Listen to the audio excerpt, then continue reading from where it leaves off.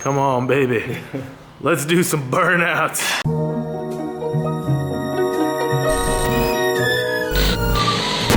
Today's plan of attack. Number 1, get pumped.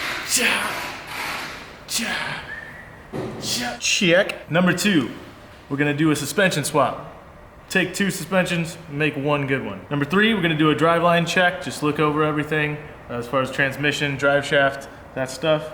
Number 4, I'm gonna mess with Zach a little bit. I'm gonna punk him somehow. I don't even know how yet, but I wanna mess with Zach.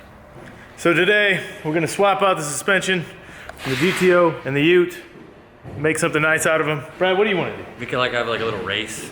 A little race? A little race the parts Little on race. the ground. All right, so which one do you want? That one. He's gonna choose the GTO. I'll do the Ute. You got the ugly It's the bolts same at the bottom. car. Yeah, but the ugly bolts at the bottom are gonna be fun. Mine are out already. Yeah, these bad boys are kind of bent. That's gonna be horrible. Yeah, okay. Well, I'm not worried about it.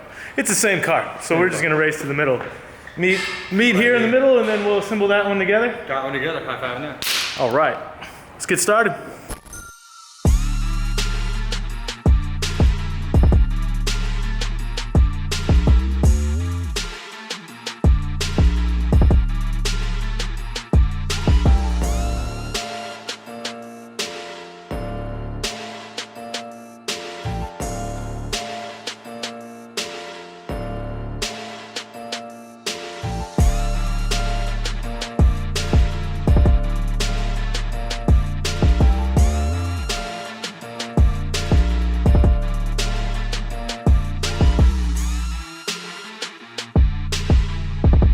Brad won.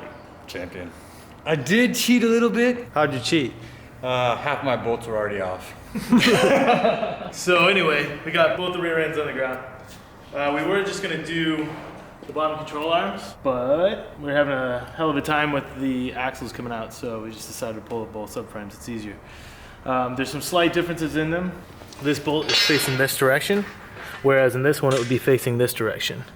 So this is the one we want. This was the one that was originally in the Holden, so we're gonna put that back in the Holden. Both of them are limited slip. This has an added toe arm, or maybe it's just for structure. To be honest, I don't know if you could adjust much toe there. The Aussie boys will be able to tell me that. We don't know much about it. I don't anyway.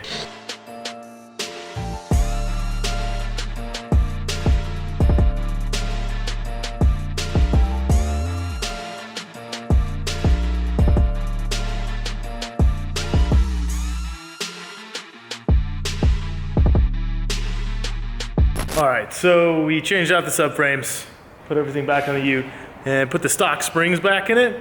So we set it down just to see what it looked like, but it sits really high. Brad and I thought it would be best to probably take out the springs and do what? Cut them. Yeah, we have to do something trashy. We're gonna cut the springs. And I'm gonna go check the drive shaft length. I just got a new drive shaft. Probably install that while Brad's cutting some springs.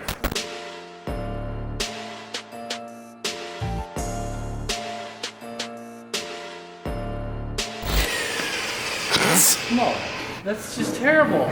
This is. I did that in high school. What year was that? In the 80s, bro. I'm gonna prove this. Yeah. Get out of here. No. Just leave before you get hurt. New drive shaft on. Very little clearance here. Glad we didn't do an aluminum one, because that would have had to been bigger. So looks good though. Brad cut the springs. They look like shit. So we're gonna see how it looks on the ground. Sexy. That was a pretty good guess, Brad. Oh my god, that's what 90s gets you. You don't even know how many Honda Civic springs I cut in a day. Yeah. So we put the new rear end back in. Well, actually the old rear end back in. You can see that this fits much nicer. And the cut springs look terrible. So we're gonna try and find something that will actually work instead of the cut springs. But that's what we have right now, so that's what we're gonna use. So I may have jumped the gun a little bit because I got excited with the new drive shaft and I just put it on. As I was looking at the trans, I was thinking about bleeding the clutch line, and all we have is one line coming out. And I think we need something to bleed this remotely out here. So I'm gonna have to pull the drive shaft off, shifter out, transmission off, and check on the throw out bearing and see if we can get a little line to actually bleed it from outside here, rather than the impossibility of doing it in there. We got pumped, we swapped the suspension, we just checked the drive line. All that's left is punking Zach. Let's see if Zach can spot the problem.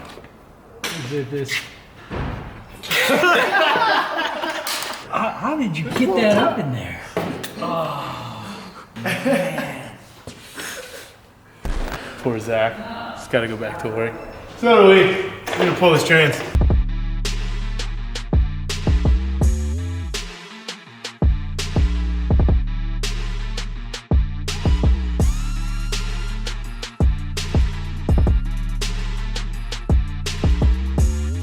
We took the trans off to take a look at it.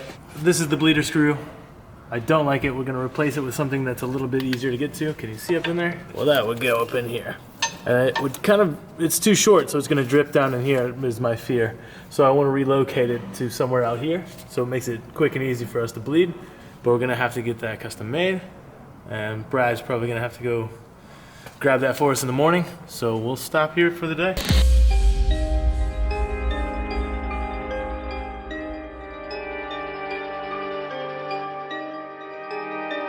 All right, back in the Ute project. This piece right here is worth more than this whole car right here. What we're gonna do today is we're gonna strip this thing down just in case Hurt decides to destroy that rear end and those axles.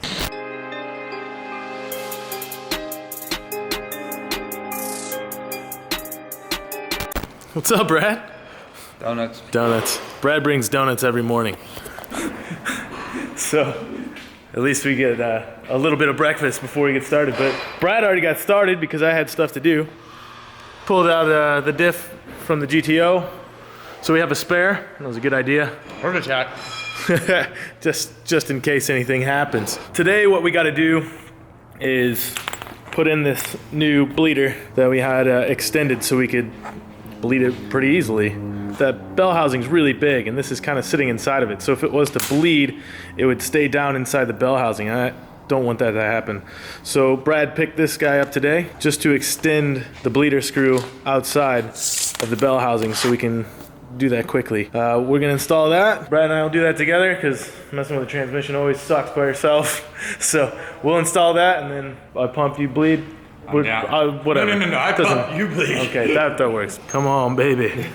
Let's do some burnouts. Who's doing it? Who's doing it first? I think Brad should do a burnout. Who do you think should be the first person to do a burnout in the Ute? Who should do it?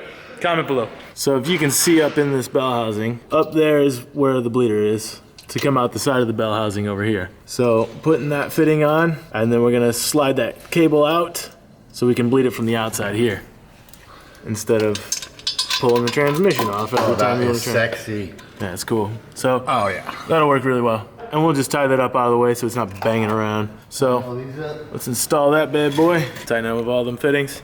Yes, sir. So now, we're gonna go ahead and show you like, that is the bleeder. Super easy to get to, not stuck in the transmission.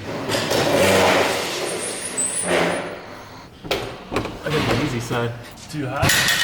Looks like it's right in.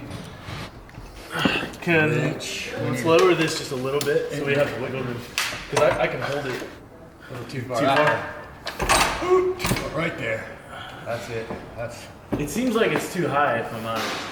Hold on, I think it went. Ooh, it went. There It is. went. Oh, baby. Dan the man again. What'd you do now, man? Stop it with the old man skin. Wait, look at that. It's not old man skin, Brad. It's bore badges, man. You've done your job.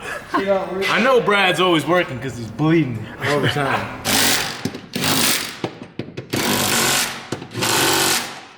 I'd like to mention that I didn't know we had this. So So you would have been lifting it by hand. yeah. The key to these bolts on top of your bell housing is so many extensions. How many extensions are on there, Brad? 1, 2, 3, 4, 5. 1, 2, 3, 4, 5. 5 extensions, but you can get right up in there. Oh yeah. Brad was so eager to get going. I was gonna eat donuts. Go ahead, Brad, just finish it. Let's finish the car. I don't even have to be here anymore. Brad brought donuts so he can just build the rest of his car. We'd all be distracted. All right, so already swapped the subframes because one was wrong. We did a sketchy thing by cutting the springs, but it works. It looks a lot better. Got a new drive shaft, check the drive line out. Everything works great, all the drive lines fine. So next episode, we are going to light it up. Oh, shit. We're gonna fire this baby up and get it running. Let's hope, right? Right, Brad? Brad's confident. He's reading stuff. I'm just reading why I caught a fire. It says big writing right there. Shit out of here. We don't read directions.